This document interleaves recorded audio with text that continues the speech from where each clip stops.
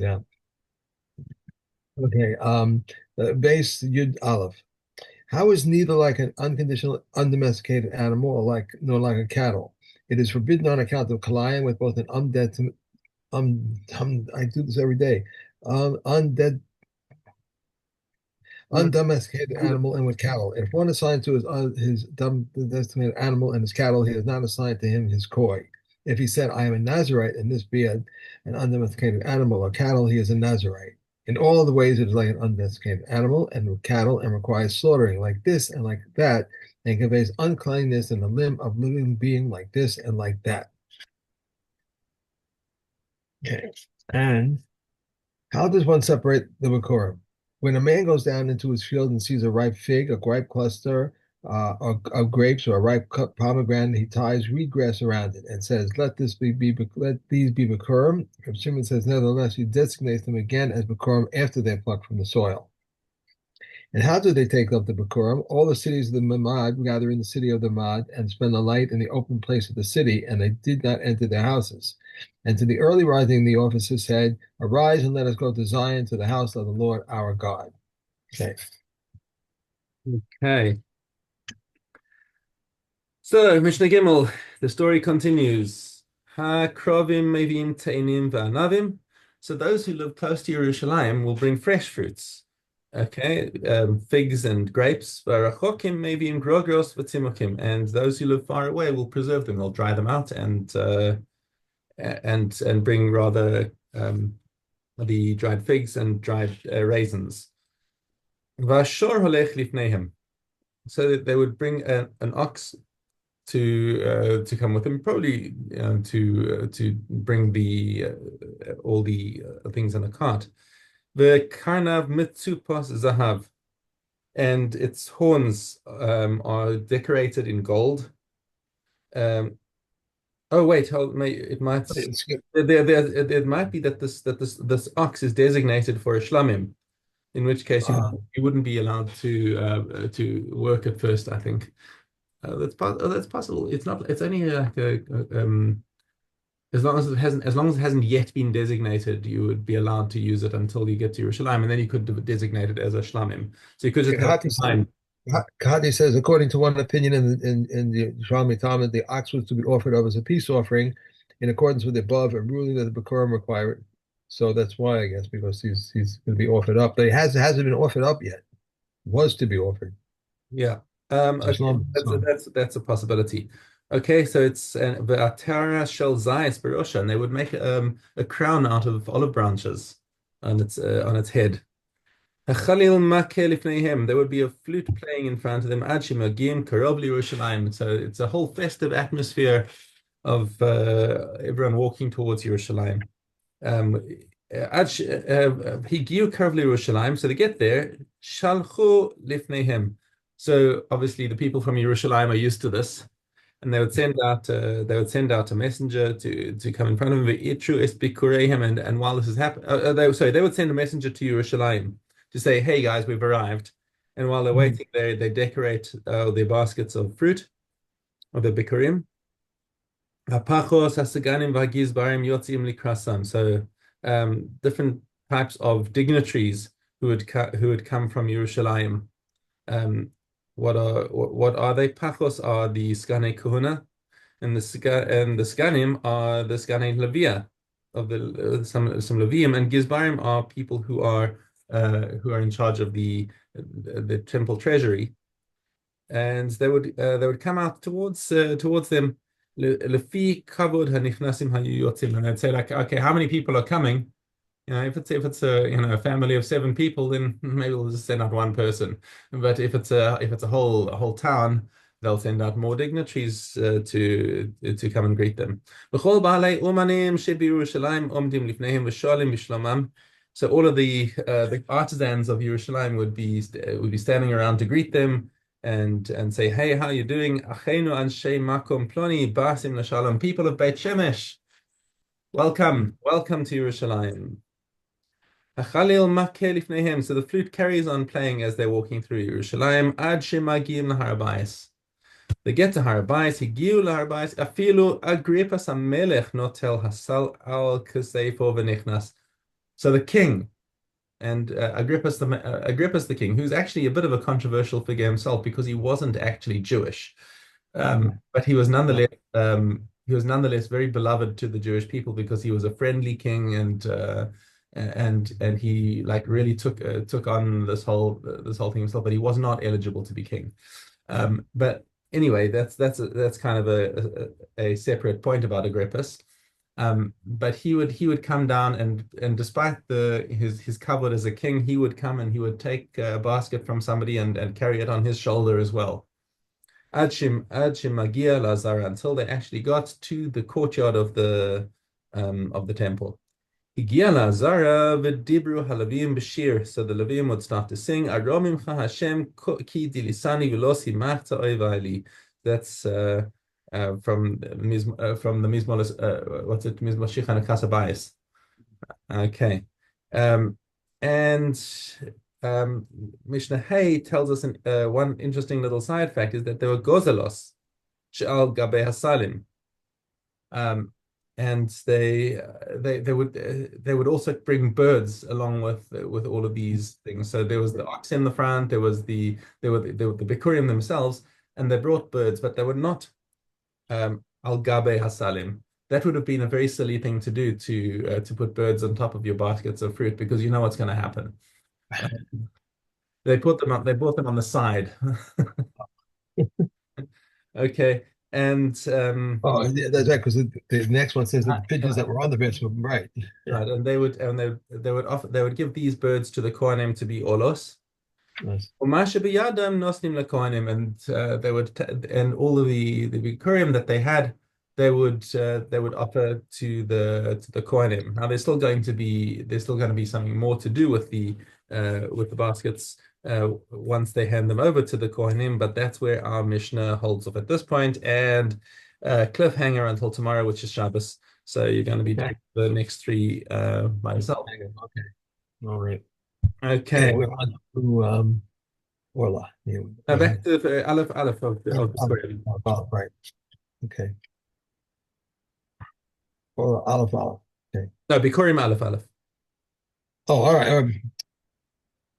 There's like two things in here.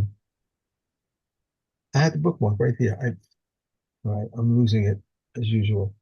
Some bring Bikurim and recite, but do not recite, and some do not bring. Those do not bring. He who plants in his own, he sinks a shoot into that of an individual or of a public, and likewise who sinks a shoot from that of the private or the public into his own.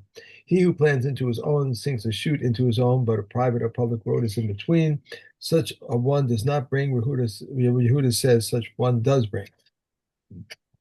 For what reason does he not bring? Because it is written, the first of the first fruits of your land, if only if all their growth is from your land. Tenants, lessees, a sick corn, and a robber do not bring for the same reason, since it is written, the first of the first fruits of your land. One does not bring Makorim from other than the seven species, and not from the dates of the hills, nor from the fruits of the valleys, nor the olives, which are not of the choices. One does not bring Makorim before the Shavuos festival. The men of Sivo brought their Bikurim before the Shavuos festival, and they did not accept these from them because of what is written. And the feast of harvest, the first fruits of your labors, which you have sown in the field. Okay.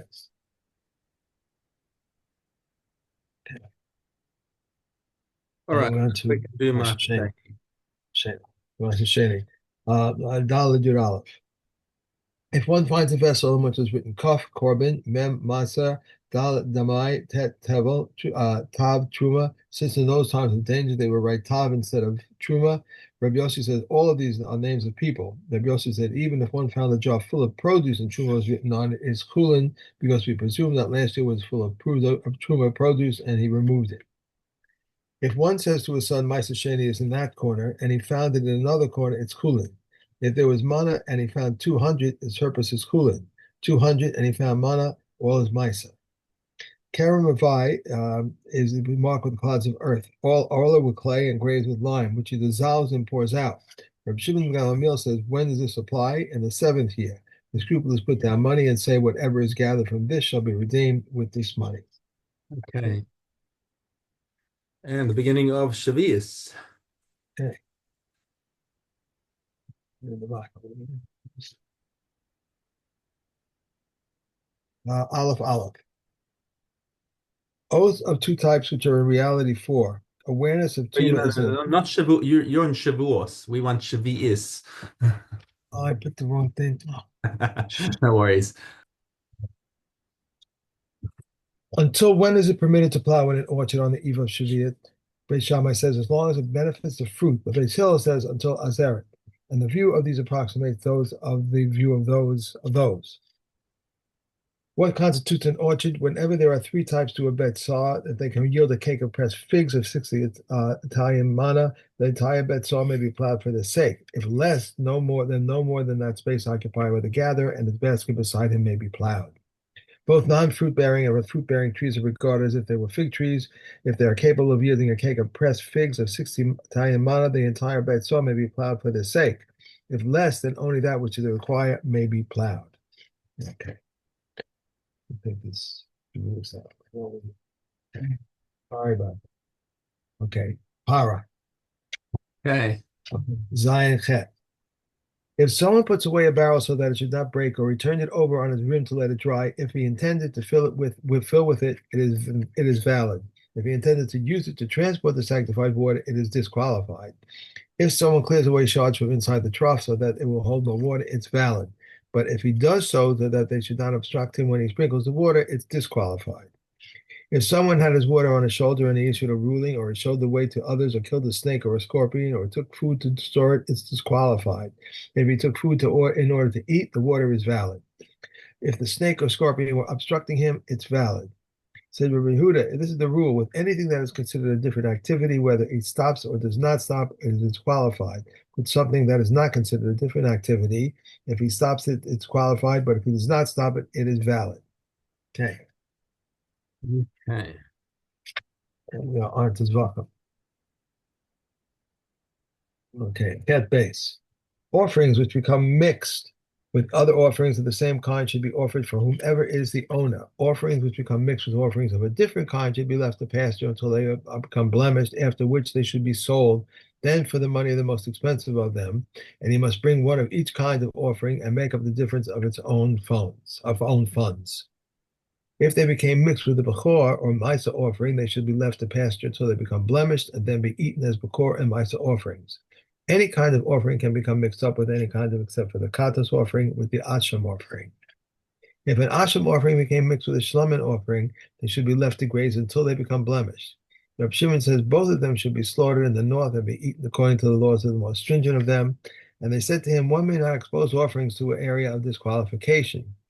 If slices of offering meat became mixed with other slices, whether it was most holy offerings with lesser offerings, with whole offerings of lesser holiness, or those that are eaten for one day and those which are eaten for 2 days, they should be eaten according to the laws of the most stringent of them. Yeah. And And, kasubos. and also Dalit. Skip one. Yeah, yeah, you Mhm. need to do one more. Okay. So if the limbs of a katos offering mix with the limbs of an ola offering, Reb Eliezer says, let him place them atop the altar and consider the katos meat on top as if it were wood. But the Chachamim say it must be left until its form becomes marred and then be taken out to the place of burning. Okay. Okay. Ketubos.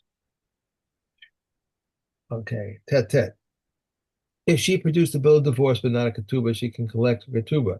If she produced a ketubah but not a bill of divorce, she says, my bill of divorce was lost, and he says, my quittance was lost. Similarly, a creditor who produced a note of indebtedness, not a prose bill, these are not paid. Rabbi Shimon ben Gamliel says, since the time of danger, a woman can collect her ketubah without a bill of divorce, and credit can collect without a prose bill. If she produced two bills of divorce and two ketubahs, she collects two ketubahs, and one bill of divorce or a ketubah, and two bills of divorce or a ketubah, a bill of divorce, and a proof of death. She collects no more than one ketubah for one who divorces his wife and remarries her on the condition of the first ketubah, he remarries her. A minor whose father had married him off, her ketubah remains valid, for he kept her on that condition. If a man coveted together with his wife, her marriage contract remains valid, for he kept her on that condition. If one was married to two wives and he died, the first one takes precedence over the second one, and the first one's heirs take precedence over the second one's heirs. If he married the first one and she died, and he married a second one and he died, the second one and her heirs take precedence over the first one heirs.